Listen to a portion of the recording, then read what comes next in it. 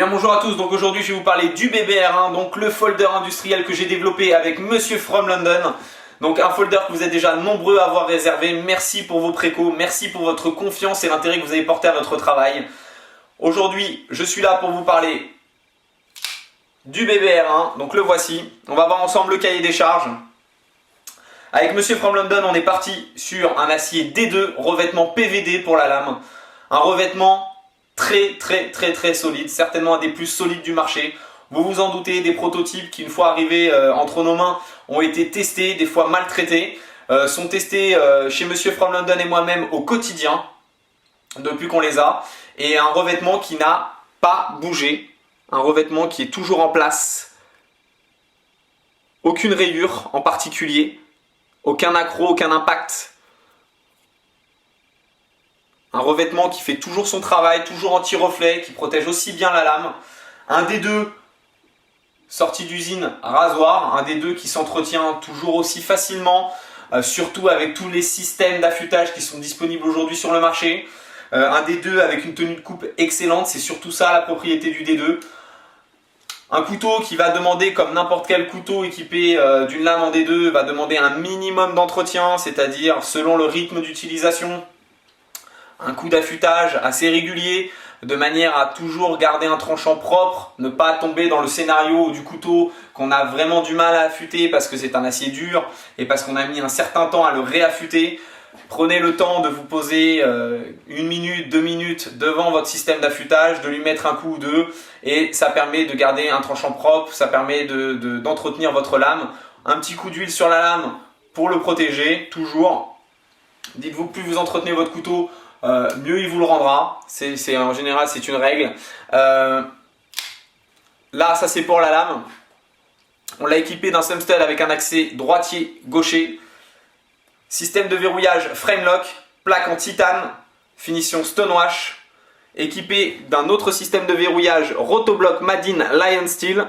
Le Rotoblock va permettre de verrouiller le Framelock. Une double sécurité qui va nous permettre de sécuriser un maximum le produit selon l'activité, selon les besoins. Voilà. Donc, un système original qui équipe aujourd'hui très peu de couteaux, dont on va entendre, à mon avis, beaucoup parler dans les prochains mois, dans les prochaines années. Donc, clip ceinture inox. Ici, une seule position possible. La version prototype est en finition Stonewash. La version définitive sera en finition PVD. Donc pour un petit rappel d'esthétique avec la lame, mais également un port beaucoup plus discret, surtout sur certaines poches type rabattant, comme les poches de treillis, qui vont permettre de porter le couteau de façon beaucoup plus discrète. Une zone de frappe matérialisée ici par un brise-vitre en acier trempé, qui va permettre le couteau fermé d'utiliser le couteau en impact tool pour appuyer certaines frappes grâce à cet outil. Un manche avec une plaquette G10. Donc ici c'est un G10 noir avec un test de toxification fait à l'atelier. C'est un prototype de custom qui sera en termes de plaquette certainement proposé par la suite pour les propriétaires de BBR1. La version définitive qui arrivera chez vous sera avec un G10 texturé vermili, vert kaki. Donc voilà, avec un liner ici en acier, trempé, ajouré. Donc on a un couteau avec une ligne qui sort des lignes traditionnelles qu'on peut voir sur le marché, avec une multitude de grippes. On passe tout de suite à certains tests pour vous montrer un petit peu comment ça se passe. J'ai ici une corde d'escalade. Premier grip sur ce couteau. Un grip pouce qui se place ici sur le dos, la lame plus en hauteur, qui va nous permettre de descendre la main un maximum sur le manche, d'avoir une pointe beaucoup plus sur l'avant pour tous les travails des stocks. Ça va nous permettre une plus grande allonge, un grip qu'on a extrêmement bien en main, sans souci, qui va nous permettre de travailler plusieurs coupes. Ici par exemple.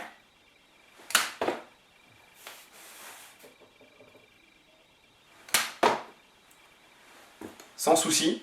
Le couteau ne bouge pas. Vous avez aussi après la possibilité de mettre votre pouce sur l'avant de la lame, ici, d'avancer la main sur la garde, ce qui va vous permettre de travailler des coupes beaucoup plus appuyées, des fois plus précises. Un exemple.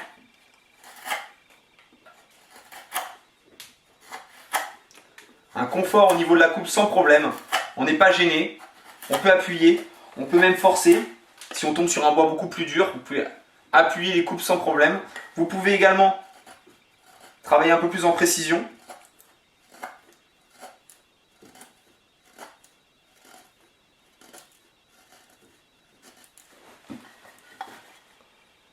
Voilà, sans souci. Un couteau avec lequel, bien sûr, vous pourrez toujours obtenir une position classique, type scalpel, qui va permettre de travailler des coupes beaucoup plus légères, sans aucun problème. Un couteau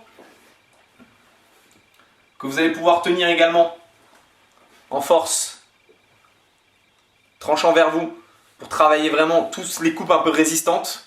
Un manche qui vient parfaitement vous cintrer de chaque côté de la main. Un couteau qui ne bougera pas, qui est parfaitement verrouillé, qui ne tourne pas non plus dans la main. Que ce soit sur la position poignard,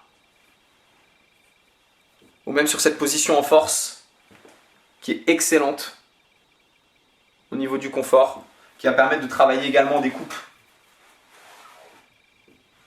comme celle-ci, sans aucun problème. Un grand confort sur ces manipulations, sur ces coupes-là en général. Donc voilà pour le BBR1.